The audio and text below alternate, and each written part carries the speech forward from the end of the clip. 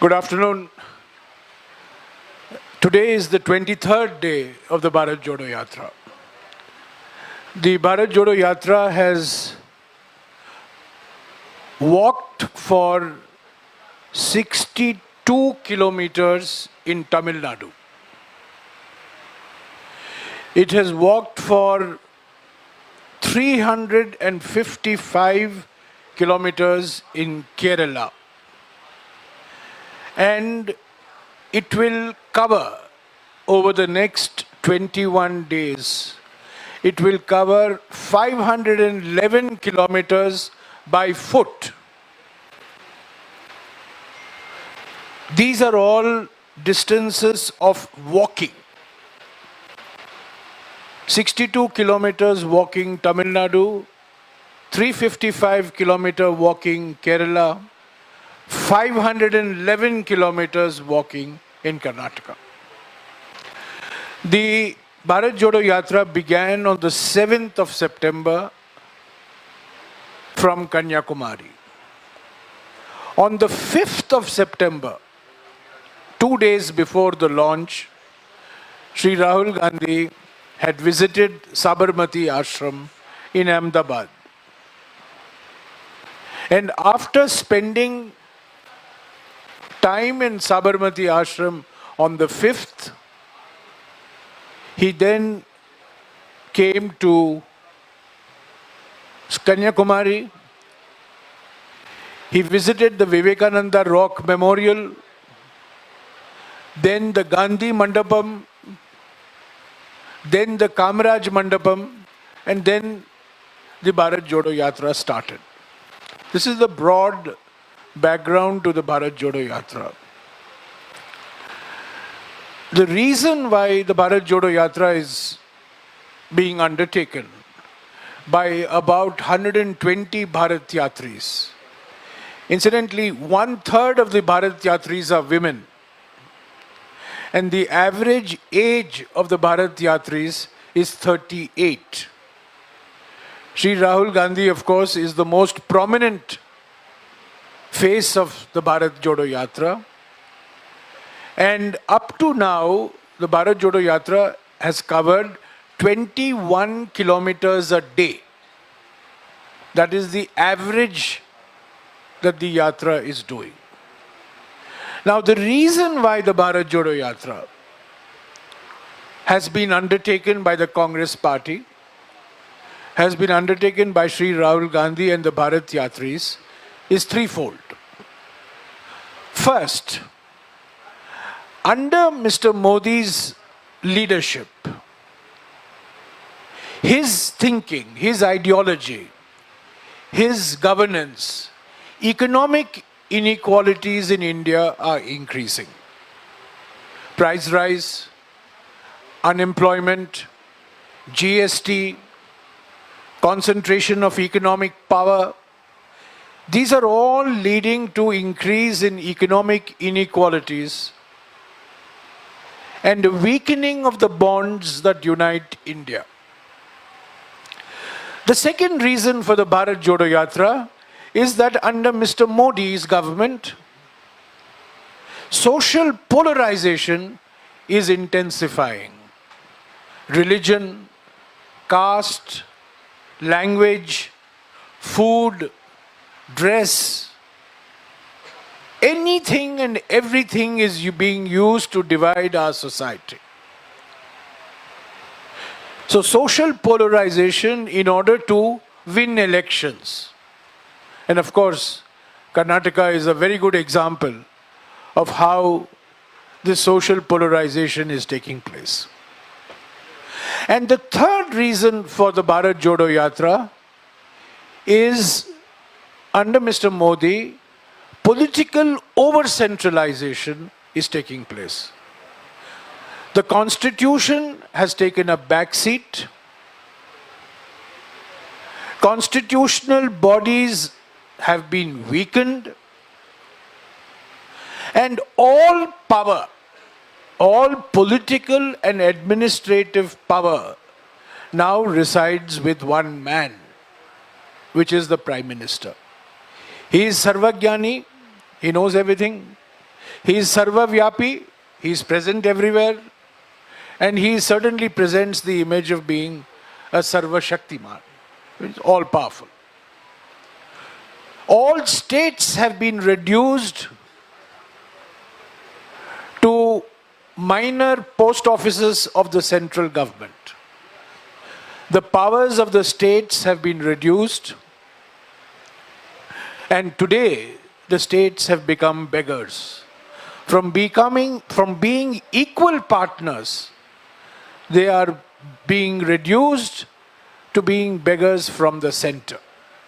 And whatever help the states get from the center is accompanied by a photograph of the Prime Minister. And when the photograph of the Prime Minister is not there, the Finance Minister loses her temper. So, when people say Congress party is doing Bharat Jodo, but who is todoing Bharat? Our answer is Mr. Modi's ideology, Mr. Modi's policies, Mr. Modi's personality is todoing Bharat. It is todoing Bharat because economic inequality is increasing, because social polarization is increasing, and because political over-centralization is increasing. So this is the simple reason why this 5.5 month, 3,570 kilometer long Bharat Jodo Yatra from Kanyakumari to Kashmir has been undertaken. In addition, this yatra is going through 12 states. In the states that the Bharat Jodo Yatra is not going, like Assam, Bengal, Gujarat, Odisha, Bihar, the Congress party has launched Bharat Jodo Yatras in that state. So there is a Bharat Jodo Yatra Assam, Bharat Jodo Yatra Odisha, Bharat Jodo Yatra Gujarat, Bharat Jodo Yatra West Bengal and other states. But the main Bharat Jodo Yatra is from Kanyakumari to Kashmir. Now this Bharat Jodo Yatra has disturbed and made the BJP already very nervous. Every day it is under attack with some fake news or the other in social media and in conventional media as well. It has already forced the RSS and the BJP on the back foot.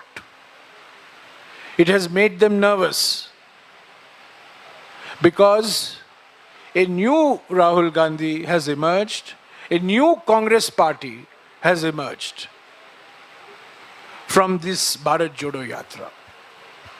So let me end by saying that every day Mr. Rahul Gandhi will be, in addition to walking, he will be having interactions with various civil society groups. Today he met with two groups, one tribal community and the second families who had lost their main breadwinner through COVID and lack of oxygen during the COVID-19 epidemic. Priyank will brief you at length on these two interactions. Every day, Mr. Gandhi will have one or two interactions. And we will brief the media every day. My colleague Pawan Khera will do it for the next 3 days because I'll be going to Andhra and Telangana as an advance party for the next leg of the Bharat Jodo Yatra. And I'll be back in Karnataka on the 5th morning. 4th and 5th is a rest day for the Bharat Jodo Yatra in Karnataka because of the Dasara festival. So we will be doing the Yatra this afternoon, the Yatra tomorrow, the Yatra on the 2nd,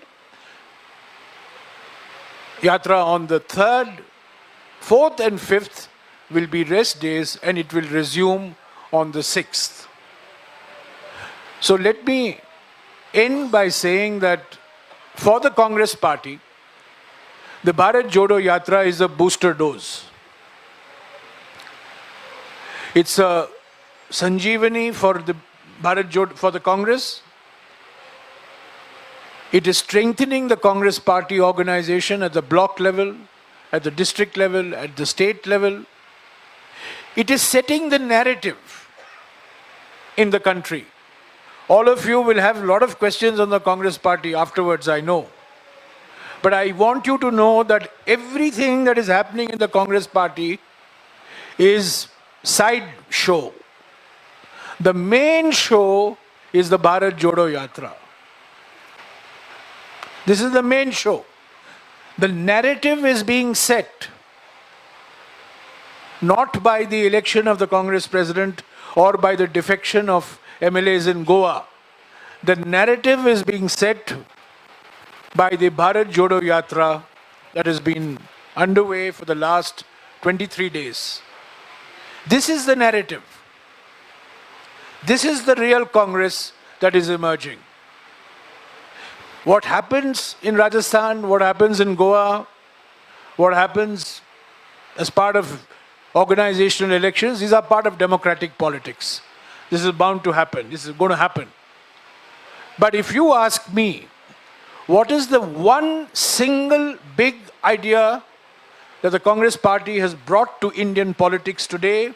It is the Bharat Jodo Yatra. It's the longest Padyatra ever undertaken in any part of the world by any political party. To do 3,570 kilometers over a period of 5.5 months. This is a transformation in Indian politics. It is certainly a transformation of the Congress party. I'll ask Priyank Kharge now to brief you on the two interactions that Sri Rahul Gandhi had.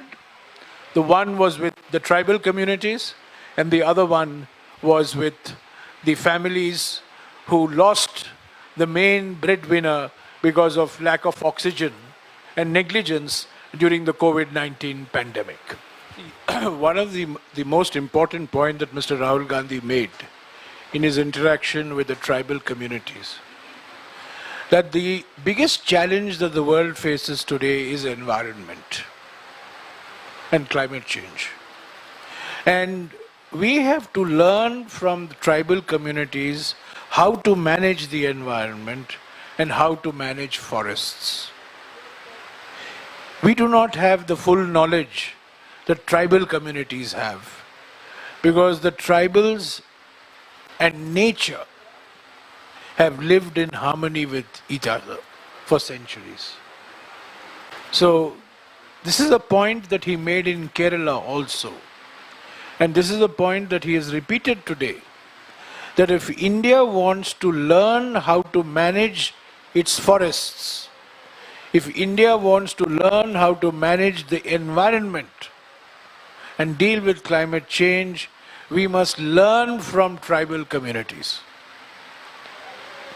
He's also very particular. You know, the Modi government has set up a ministry of Ayush, AYUSH, Ayurveda, Yoga, Unani, Siddha and Homeopathy. But there is no T in Ayush. It should have been T Ayush or Ayush T. Because tribal system of medicine, today, most modern drugs are based on herbs, forest produce, which are collected by tribals and then companies make full use of it. I don't know how many of you are familiar. There's a company in Bangalore which makes a medicine called Live 52. And when I was a young boy in Chikmagalur, my grandmother gave me a little bit of Live 52. It's only when I became environment minister that I realized what Live 52 was. Live 52, which is given for people who are suffering from jaundice, is based basically on forest raw material, on herbs collected by tribal communities. And profits are made by big companies. So in Kerala also this issue came up, that tribals not only know how to manage the environment and forests, but they have a system of medicine and healthcare, which will go a long way in benefiting all of us. So I think the basic point he was making is, we think we are modern and the tribals are backward or primitive. That's a completely wrong way of thinking. It's in fact we who are primitive and backward in many ways. And the tribals have the knowledge that the rest of us should be having. So let's open it up for questions. One by one. One by one, please. One by one, 2 questions, okay.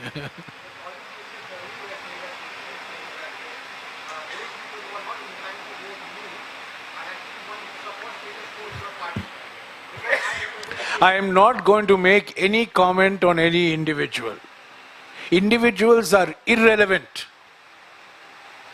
The only thing relevant is Bharat Jodo Yatra. This is the only narrative. Individuals come, individuals go. Systems have to be put in place. And what Bharat Jodo Yatra is doing is a mass contact program of the Congress party, which is transforming the party, is transforming individuals who are involved in the yatra, it's transforming Indian politics. I am not going to make any comment on any individual who is involved in the election to the post of the Congress president. Congress party is the only political party which has a system for electing its president. Number one. No other political party in India has a system for electing president. Number one. Number two, Congress party is the only party that has actually elected president. In 137 years, president was elected in 1939, president was elected in 1950, president was elected in 1997, and president is elected in the year 2000. The Congress's greatest contribution to Indian politics has been the idea of consensus. We create a consensus. Personally, I believe in the model of consensus. This is the model that Kamaraj popularized in '64 to select a successor to Jawaharlal Nehru. This was the model Kamaraj used in '66 to select a successor to Lal Bahadur Shastri. So I believe in the consensus model. But if consensus is not possible for some reason, then we'll have election. And we are the only party which has a system for having elections. We are the only party that has an independent election authority. Mr. Madhusudan Mistry is as fearsome as Mr. T.N. Seshan, minus the hair. I mean, he's got hair, T.N. Seshan didn't have hair. But in terms of their approach, they are identical. So you have no fear that this election will be fair. Every voter in this election, Congress party election, has a QR bar-coded voter ID card. There are 9,000 PCC delegates who will vote on the basis of voter ID cards, like an Aadhaar card. So this is, election will happen.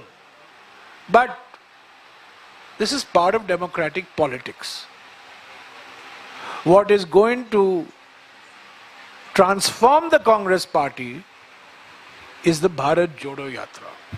So that's the only focus, as far as I'm concerned. And as far as many people in the Congress party are concerned. Today everybody in Karnataka is worried and involved only in planning for the Bharat Jodo Yatra. Mr. Priyank Kharge, I might say, is less bothered about what is happening in Delhi and more bothered about what's happening in the Bharat Jodo Yatra in Karnataka. My life is taken here, sir. So what is your second question? I mean, I've answered all questions which you want to ask. As far as I'm concerned, these are all sideshows. The main show is the Bharat Jodo Yatra. Yes, sir. Along with the Bharat Jodo Yatra, it is connected to financial. His father is also contesting. Is Congress ever thinking about the larger vote bank of the Dalit community by posting Mr. Mallikarjun Kharge in the presidential seat? Sir? Because it's allegation from the several parties, and some of their party sources says that Who is making this allegation? I mean, how can you make an allegation about somebody who, the facts are very well known? It's not an allegation. Are they alleging that Mr. Kharge is a Dalit? I mean, that's not an allegation. No. See, I am General Secretary Communication of the AICC. I cannot comment on any individual. I have taken a vow not to comment on any individual. I can't abuse my position to make comments on one or two. I have my individual preferences. I have known Mr. Tharoor since 1974. Since 1974 I have known him. Once again, I have worked with Mr. Kharge. He is my leader of the opposition. I am the chief whip. I work with him day in and day out. But I am not going to say anything on the two individuals. All I am saying is there is an election. The election is free. It's fair. It's transparent. It's an internal election. But election is, once again, I'll come to you. The election will happen. There will be a result. There will be a president. But what matters is the Bharat Jodo Yatra. are you concentrating on the Dalit votes? Sorry? Is somewhere Congress concentrating on the Dalit votes? Because Dalit vote is the larger community which votes for the Congress. Anybody, I mean, if I can, the only comment I will allow myself on Mr. Kharge. Mr. Kharge has had a 50-year record in public life.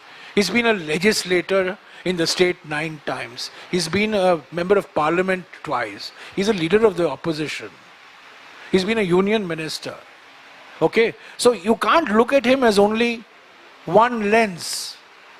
He's a multi-dimensional personality. Dr. Tharoor is a multi-dimensional personality. This is a fight between two multi-dimensional, not fight, but it's a contest between two multi-dimensional personalities. And as of now, the last date of withdrawal is still not over. So we don't know whether there is going to be election on October 17th or not. So if you're telling that this is a fair election, just about the last minute change that we saw was... So what does that have to do with Bharat Jodo Yatra? I can't keep asking me the same question. But you asked me this question yesterday. This is a different question. You just reiterated the fact that it's a fair election. Yes. And it was, the last minute, I understand Mr. Kharge was informed by the High Command of the Congress that he has to contest. How do you know that? Are you privy to inside information? Come on. You are the same channel which flashed that Mr. Rahul Gandhi has air dashed to Delhi. On which day? Yeah? Huh? 24th. On 23rd. On 24th or 25th. Mr. Gandhi has gone to Delhi for consultations with Congress President. He was sitting in the container. He spent the whole day in that container in Kollam. And your channel and all the media, not only your channel, everybody. I mean, this is a herd instinct in the media is very strong. So if one channel does one thing, another channels will follow. And you had Mr. Gandhi going to Delhi. Do you have any information? Mr. Venugopal communicated the same to Mr. Kharge. Did you speak to Mr. Venugopal? We have information. No, I don't believe any information. I don't believe these sources. Mr. Kharge filed his nomination. Dr. Tharoor has filed his nomination. There are 2 candidates. And we are hoping that both of them will come and join the Bharat Jodo Yatra soon. Mr. Jairam Ramesh, I have a question for you related to Karnataka. This is the first BJP ruled state that you mentioned. Yes. And before you came, Yes, yes. there were also posters in Gadpura on the National Herald case as well. Because you are also had started a campaign on the PCM and corruption, which is one of your, what you were setting the bow with when you're coming in. How do you plan to counter it, especially in a state where they're looking at even pulling out corruption cases which the Congress regime had? Please, by all means. I mean, let them pull out whatever they have to pull out, but let them pull out not fake news. This the National Herald case that you mentioned is a clear example of political vendetta. It's a clear-cut example of political vendetta. The manner in which this case has been concocted. I would say it's concoction. Has been concocted. It's been misused. It's been used as a tool of harassment. Mr. Gandhi was questioned for 55 hours. Mrs. Gandhi was questioned for 10 hours. Mr. Kharge was questioned. He was sitting in parliament. Leader of the opposition is sitting in parliament and he is summoned by the ED. This is a clear case of political harassment and political vendetta. So let the BJP, see, the BJP dirty tricks department has been overactive from the 7th of September. First it was T-shirt, then it was container, third it was something else. Yesterday there was some fake post on Aarti which we challenged and that person had to delete and we have filed a police complaint. We welcome all these dirty tricks because we can expose what these dirty tricks are. We will challenge. We are prepared for the most dirty tactics on the part of the BJP now that we have entered a BJP ruled state. We are ready, the state government is ready, our media team is ready, the state's media team is ready, our political team is ready, their political team is ready. What is it that Mr. Gandhi and the Bharat Jodo Yatra want to have a debate on? We want to have a debate on three things. We want to have a debate on economic inequality, prices, unemployment, GST, hum do, hamare do. That is what we want to have a debate on. We want to have a debate on social polarization. We want to have a debate on political over-centralization. Now you want to divert attention from these issues. That is their political strategy. Fine. We will counter it. Let's see. And yesterday, I also read in the media that posters were torn out in Gundlupet and, the BJP was overactive. This is just the beginning. Let's see what's going to... Much is going to happen in the next 21 days, undoubtedly. And we are fully prepared for it. And we want them to do it because we want to expose them and what they are. And this is, again, a diversion from the 40% Sarkar. Ultimately, this is what it really, the shoe is pinching. The 40% Sarkar thing is pinching. JP Nadda says that Congress has shrunk and it's not a national party anymore. So it's clearly demonstrating that Congress is not a national party. Mr. Nadda has shrunk and he's not a national president anymore. That's all I can say that. Does Mr. Nadda say anything without approval from his top, from his high command? Did you see what Mr. Vijay Rupani, the Chief Minister of Gujarat, had to say 48 hours ago? All of you talk about the Congress high command. What did Mr. Rupani say? मुझे रात को phone आया और मुझे कहा गया इस्तीफा दो और मैंने इस्तीफा दे दिया. What is this? Is high command. The high command, super high command. At least in Congress party we will send observers. Those observers will talk. Then they'll pass a resolution. There will be a democratic process. But the Chief Minister of Gujarat has said, रात को phone आया और मुझे कहा गया resign करो. Not even please resign करो. Resign करो. इस्तीफा दो और मैंने इस्तीफा दे दिया. How obedient chief ministers are in BJP governments. If I'm not mistaken, Congress- he was re-elected, right? Congress is a... Who elected him? Sorry? Sir, he was re-elected. I was wondering who elected him. Yeah, exactly. Congress is a more internally democratic party than the BJP. There are more voices which speak, we don't speak in one voice. That is the strength of the Congress party. We mirror the diversity of India. So we have multiple people. We have, different people giving different views on the same topic. And we don't, beyond a point, we don't put a lid. We don't shut them up.